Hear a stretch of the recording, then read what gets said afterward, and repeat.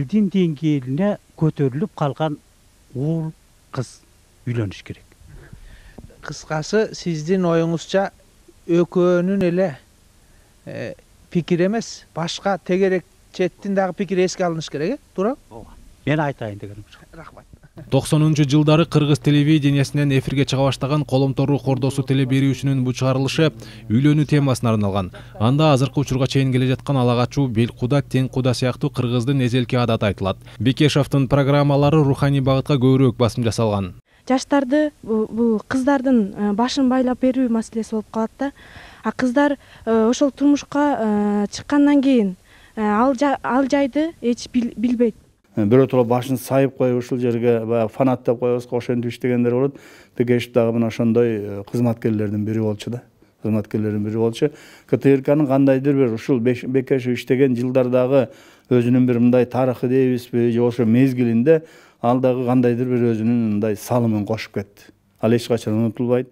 Орозодо ооз ачар учурунда азан аалымдардын баянын телевиденияден көрсөтүү Бейшенбек Бекешевдин идеясы.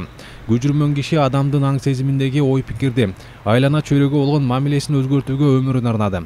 Ал журналистиканын ушул багыт аркылуу эл арасында кадыр баркы ээ болгонун таанууга болбойт. Куш келипсиз Чыңгыз аба биздин студиябызга. Кантсе дагы башка элге кадырыңыз бийик болгону менен ушул кыргыз деген бир улуу журттун кулунусуз. 29 жашында 1988 жылы телевидениянын босогусун аттаган Бейшенбек Бекешевдин КТРКнын баркын көтөрүүдөгү эмгеки зор экенин кесиптештери бир ооздон айтат. Ал жөнөкөй журналисттен баштап КТРКнын профсоюздар комитетинин төрагасы, башкы директордун орун басары, башкы директордун милдетин аткаруучу кызматтарын аркалаган. Ошондой болуп иштеп турганда дагы жөнөкөй могу студиянын ичине чейин келип ар бирин сурап, кандайсыңар, кандай болуп атасыңар, кыйналган жоксуңарбы, эмне кыйынчылыктар бар деген суроолорду дайыма сурап, эл менен аралашчу да, эл арасындагы жетекчи болчу.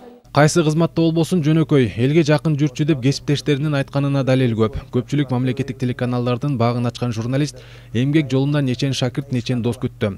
Күйүтү жанын ачтырып турган кесиптештери муң арызын кимге айтаарын билбей турат. Кыргыз эли дагы бир чоң жоготууга учраганын угуп кабыргам кайышып турат.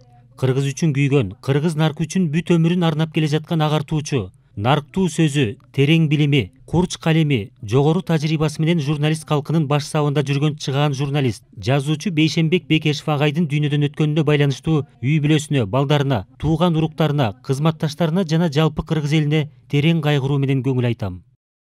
Бейшенбек агайым, устатым, эркелетип тентек пайдечи элеңиз. Мени кыргызча сүйлөтүп, эфирге чыгарып, кадр сыртында ар бир сөзүбүздү оңдоп турган адамыбыз болчуңуз.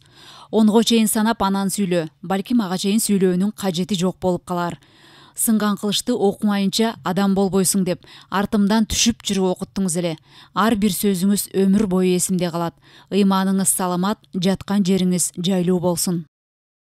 Ал журналисттин сөөгү 29 декабрда Кечи Мекени Түп районунун Балбай айылында жерге берилет. Жакындарынын айтымында ал жүрөк оорусунан улам каза болгон. КТРКнын жалпы жамааты маркумдун жакындарына терең кайгыруу менен көңүл айтып, азасын тең бөлүшөт. Сайфудин Мурзаев, Азамат Жапаков, Ала Тоо 24.